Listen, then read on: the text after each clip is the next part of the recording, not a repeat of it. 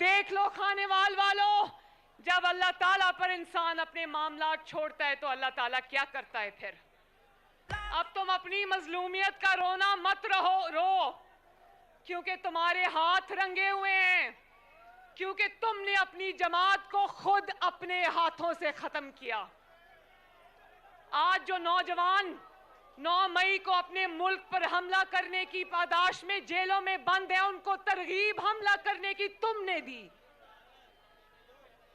और खानेवाल वालों, ये नौजवान भी यहां पर खड़े हैं, मैं उनसे पूछना चाहती हूं, नौजवानों बताओ कि आपको अपने हाथ में पेट्रोल बॉम्ब्स चाहिए या लैपटॉप्स चाहिए?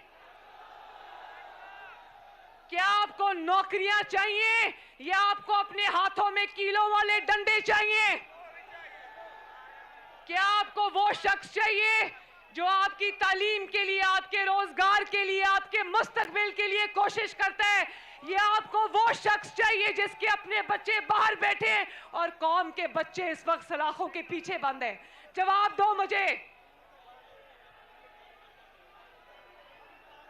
आज जब मैं हेलीकॉप्टर से मुल्तान आ रही थी तो रास्ते में मैंने देखा खानेवाल जब आ रही थी, नीचे मुल्तान में मेट्रो बस जा रही थी, मुझे ऊपर से नजर आया। पाकिस्तान के एक से लेकर दूसरे कोने तक नवाज शरीफ की खिदमत के और तरक्की के निशान हैं। बोलो है ना, गवाही देते हो ना? जरा मुझे बताओ कि खानेवाल लोधरा रोड किसने बनाई थी?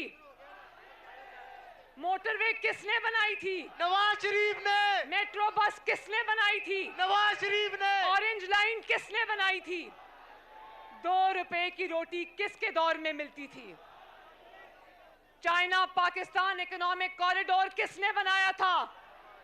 लोड शेडिंग किसने खत्म की थी?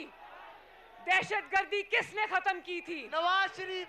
तो अगर ये सब नवाज शरीफ ने किया था, मुल्क संवारने और बनाने वाला नवाज शरीफ है और बाकी सब मुल्क बिगाड़ने वाले हैं, तो वोट का हक किसका है खानेवाल?